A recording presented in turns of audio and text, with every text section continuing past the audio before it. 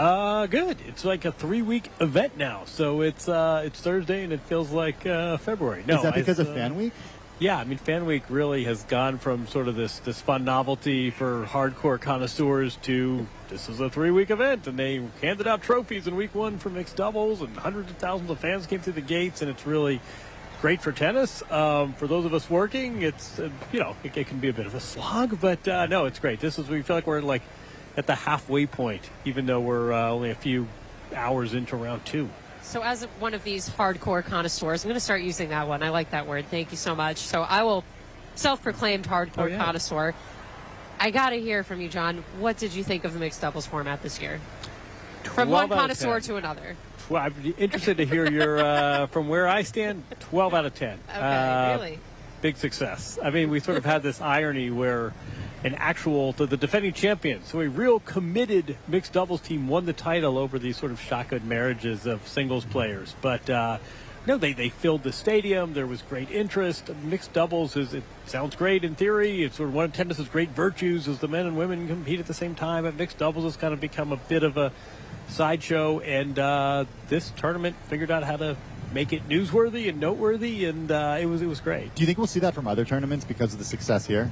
It's a great. I mean, this is tennis in a nutshell. Like so the sincerest form of flattery. I don't think Wimbledon, because of the grass, it's a variable. It would get destroyed. Exactly. Well, tradition too. That's true. I think the bigger factor. All right. Than Well, the grass. what about Australia? I think Australia is looking very closely. I mean, getting the players on site for 3 weeks as opposed to 2 is a bit of a challenge. But if Australia doesn't have something similar, I would be shocked. Well, let's talk about the scheduling challenge. It was particularly a nightmare this year. We had the tournaments in Canada and Cincinnati coming into this, a really bizarre scheduling where those finals were played on a Thursday and a Monday, respectively. Didn't know if they were going to get here on time for the mixed doubles. Can you tell us a little bit about how packed this tennis calendar is and why this summer in particular was really very jumbled up coming into this U.S. Open? It's like I'm dating myself. Do you remember Tetris? The tennis calendar is just this it's nonstop combinations and permutations, and the players say there are too many events, and these tournaments keep popping up, and it's a global sport. So it's the great riddle of tennis. It has been ever since I started covering the sport. It has not been solved. I'm not sure overlapping events in Canada and Cincinnati is the end. No, you're right. We had a final in Cincinnati on a Monday, and then this event started Tuesday, and thankfully the Pennsylvania Turnpike was not crowded. Even flying private and getting here as quick as you can, it's still logistically, it's a bit of a challenge. Yeah, fortunately, a lot of those players have deals now with these private jet companies. And, Iga, hopefully. Exactly. Iga Swiatek's singles final was played, I believe, 6 p.m. in Cincinnati Monday night. She had a match here in Ash at noon the next day.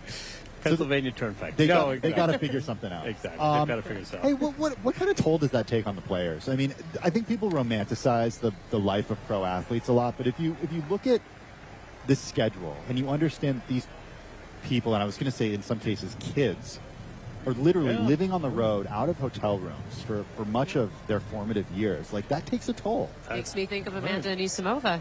Yeah, now who you reference a player who just basically needed a mental health sabbatical. Just basically said, I'm going to take a break. Maybe I'll come back. Maybe I won't. We're seeing that more and more. I'm sure your listeners can relate to this. You can stay at the nicest hotel, and they can put a little orchid in the room service, and you know what? It's still not your bed, and it's still not your sheets, and it's just there's something that's disruptive. You're dislocated, and you can have all the amenities and drivers and people fetching you water.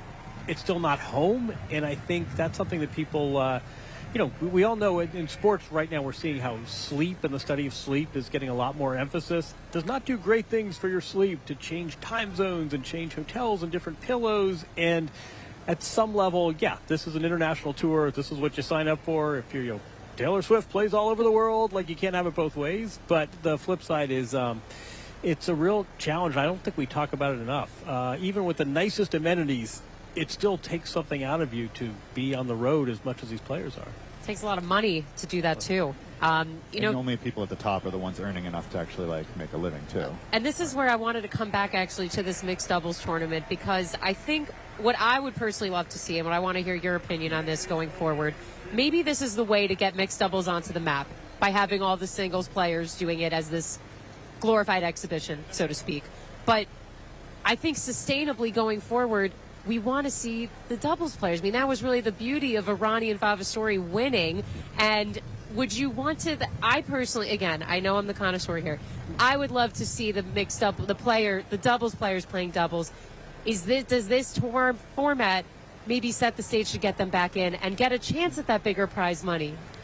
They're the ones who need it. No, it's a good point. I think it's a fundamental question of tennis, really, of any workplace, right? What is the right sizing? What is the right number of tennis players? What is the right distribution of prize money? And I think getting these singles players to play mixed doubles, it was a great coup. But what did it entail? It meant they had shortened sets. They had only 16 players in the draw, and it spanned 2 days. And I think if they open the draw up and suddenly it's 3 days and suddenly it's 32 teams, the top stars are just going to say, you know what, I'm trying to win the big trophy here. I'm trying to win the singles trophy. It was fun when it was, I knew it wasn't going to take much out of me, but I'm not playing 3 days of mixed doubles before I try and defend my real title. Of course. Well, that's where the challenge has been of the mixed doubles, is that it was played at the end of the tournament and the singles players kept advancing. And we're like, oh, we're going to pull out now. We're focused on the singles. I want to hear from you this last one here, John. We talked to a lot of fans about how, a lot of people, obviously this is such a marquee New York event. They love coming to the U.S. Open. But a lot of people have grown very frustrated about how crowded, how expensive it's become. You talk to so many of the players. What's their experience like being here? From a play, I mean, it's an interesting. You're right. We sort of hit on this. It's so what's the Yogi Berraism? It's so crowded, no one goes there anymore. I mean, it's. I said that today. Just me and 70,000 of my friends here. Exactly. I mean, at some level, like, this is great. This is what all entertainment events want, right? You want high demand. You want ticket prices to go crazy. Something would be really wrong if they were begging people to come. The players, I think. I mean, first of all, they like the prize money. $5 million to the winner, $110,000 if you lose in the first round. And as you say, this is an expensive sport, and we see the high end, and we see the Carlos Alcaraz and $50 million endorsements. There is a whole cohort of players that are on the other side of the net from Carlos Alcaraz that are taking extra bananas out of the players' lounge so they don't have to pay for breakfast. It's really not evenly distributed, but I think the players are really, they see the investment here.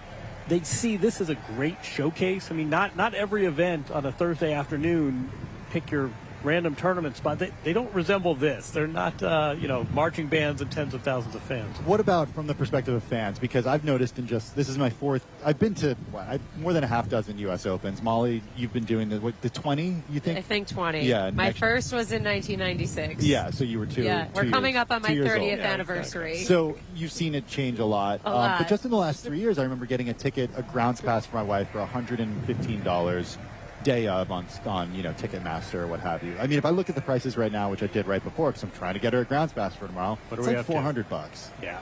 Like, that's prohibitively expensive. And I went by the box office, and they don't have it.